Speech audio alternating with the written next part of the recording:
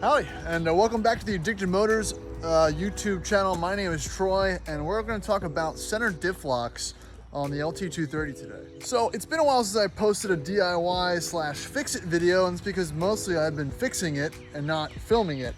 And I want to talk about diff locks real quick because there was an issue that plagued me during the most recent off-road event in New York. And I want to go over my symptoms and what was happening and then what I did to fix it. And I'll show you what you can do if you're having problems with diff lock engagement on the LT230. Now this really applies, it should apply to all trucks equipped with an LT230, but this fix might be a little harder if you don't have the R380 manual transmission, just because I don't know if the linkage is the same, just as the size is a little bit bigger with the automatic, but I think it should help anybody with, you know, a manual Defender or pretty much anyone with the locking transfer case. And again, this is going to probably only affect, you know, 30% of the transmissions and the transfer boxes out there, because most of these probably are adjusted correctly.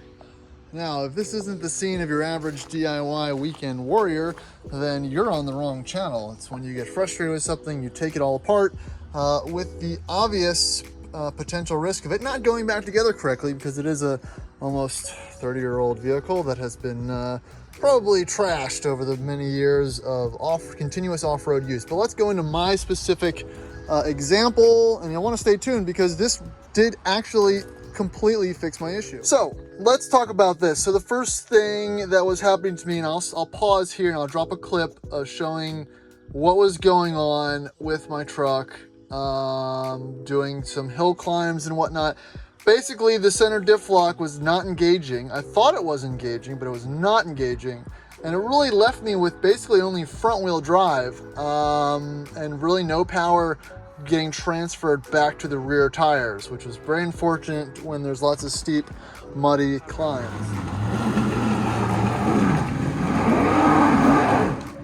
I think your bumper's too heavy.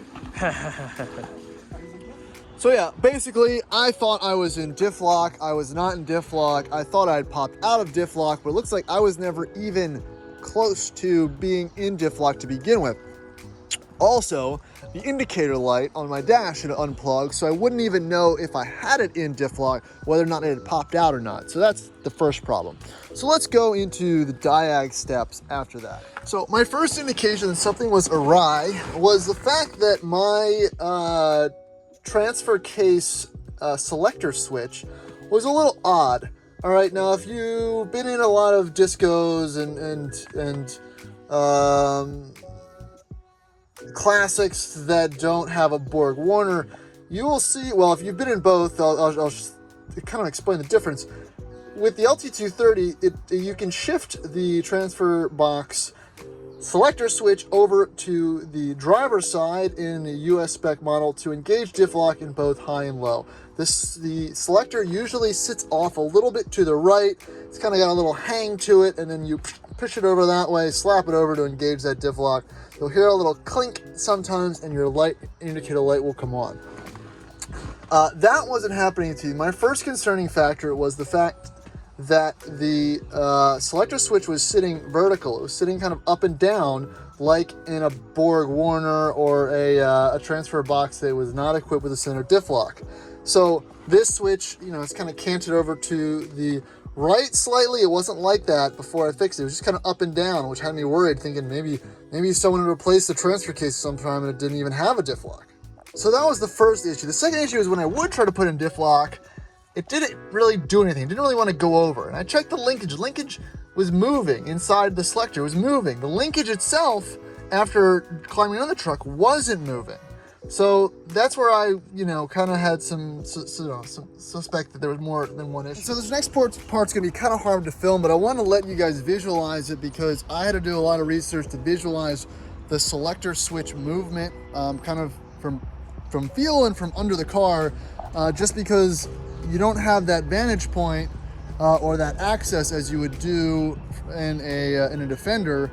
You don't have that in Disco. You just have to reach up and kind of do it by feel under the truck. So let's check it out. It's gonna be really hard to film, but I'll try to show you the best I can. Okay, here is the differential locking arm from the bottom view. I'm slid under the truck right now. Let me try to get this a little bit better. All right, right there. So I'm gonna try to, so here's, damn it. All right, take 2. Again, this is hard to film. So right now, right, take 8. All right, so right now, the differential lock is not engaged. It's just in unlocked. Call it neutral. It's really unlocked, open, whatever you want to call it. You know, mine, when I found it, was pushed even farther over against the side of the transmission tunnel. So what was happening is this arm right here that actuates the diff lock, if it clicks over this way, it's locked. It clicks here, it's unlocked. Mine was clicked over this little nut here, which I was pushing it over to the position it's in now, which is neutral, and thinking that that was in diff lock, and with no indicator light, I didn't really know any better, and visually looking at some others, it looked about the same. I heard a click, thought I was good. I was not good. So that was the first problem.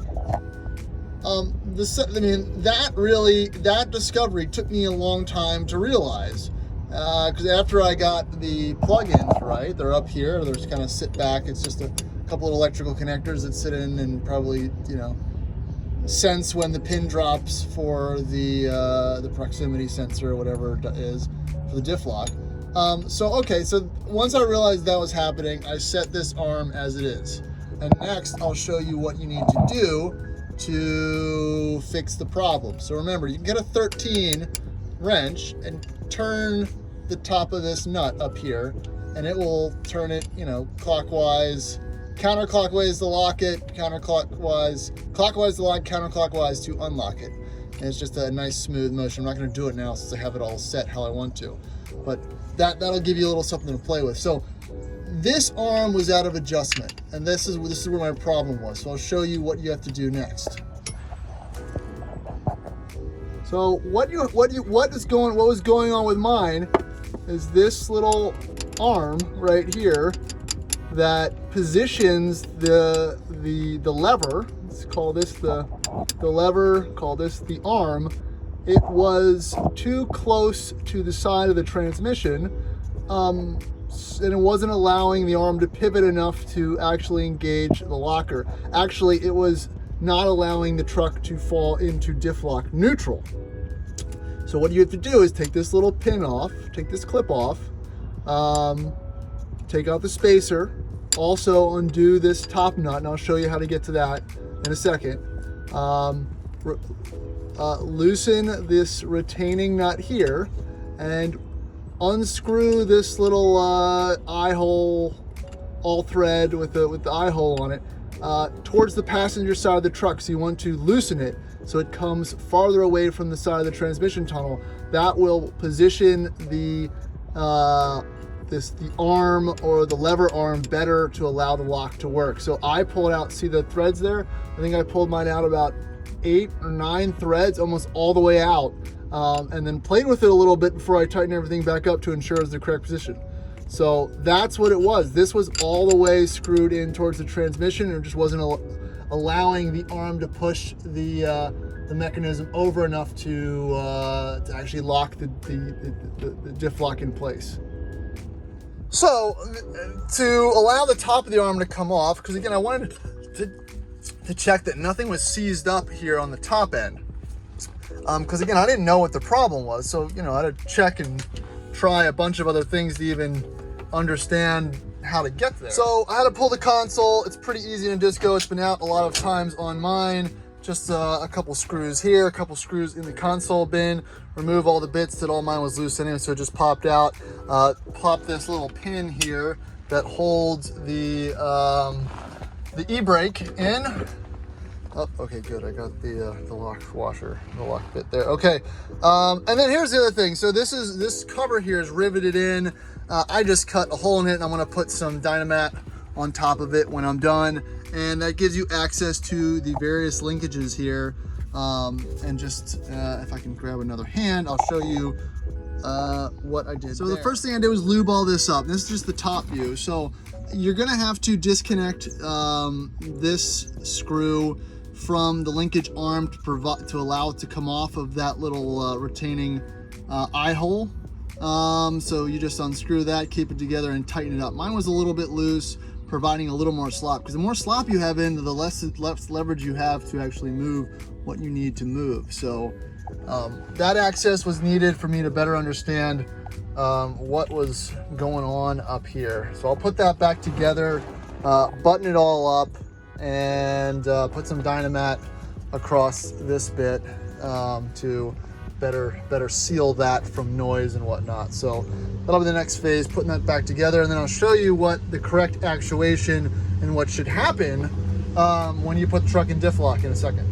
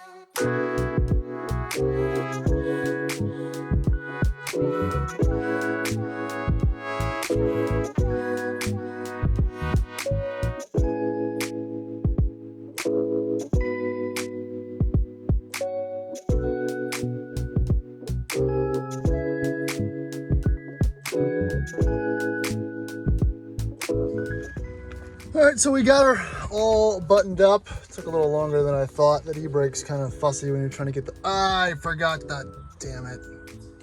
All right, so let's test this out. And if you're just gonna just slide it back and forth, remember, you might have to rock the truck a little bit forward and back for it to actually, for that pin to drop or whatever that actuator is in there to settle to engage the difflock. So let's turn the truck on. Now notice, I don't have it before and after, but my selector switch is off and a little bit cantered to the right. That's how it should look. Should not be up and down. The ones that are up and down are trucks that are equipped with the non-difflocking or Borg-Warner transfer boxes. So let's, no lights on the dash. Let's pop it over into difflock high, give it a little smidge, roll forward, and boom, the light is engaged. We are in difflock and life is good. Let's roll back and test this out in low. Oop. I'm gonna break that one day. We are still good to go. And we're going to unengage it, pop it back out of difflock, and the light is off. I heard a little click, so we are safe, ready to go back for normal driving, and I think we're good to go. Oh, another thing to be said, I also tightened up the e-brake while I had this out. There's a little round tightening all thread nut, whatever. You put a 15 on it, you screw it a little bit counterclockwise, it'll tighten up the adjustment of your e-brake. So good little wire. So the reason why I attempted this when I did it myself, because I thought it was plausible, and also if I brought it to a shop, most places aren't going to know exactly what to look for when diagging a situation like that, especially because it's not the original transfer case. I have pulled the transmission in and out a few times, and you know, the symptoms are odd. You know, the light wasn't coming on. You'd have to really feel around under there to see, you know, what was going on. You'd have to make a lot of minute, small adjustments, rip the console out, go up and down. You'd really have to put a lot of effort, and I'm not saying shops don't do this, but you really have to put a lot of effort in the diag and the understanding of the problem and the solution. So that took me probably about 3 or 4 nights to research and figure out what to do, then execute it.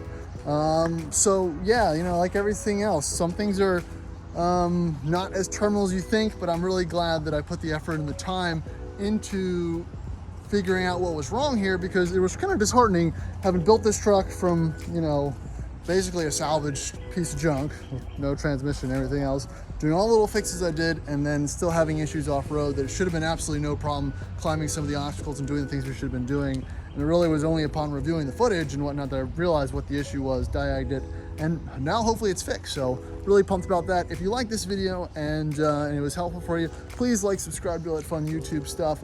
Get some more trail cleaning events coming up, also more cars. I mean, we're just gonna kind of keep the content rolling because this stuff's always broken. So thanks for watching, and catch you in the next one. What's a set of monster truck tires cost? 30 grand, something like that. 30 for the tires?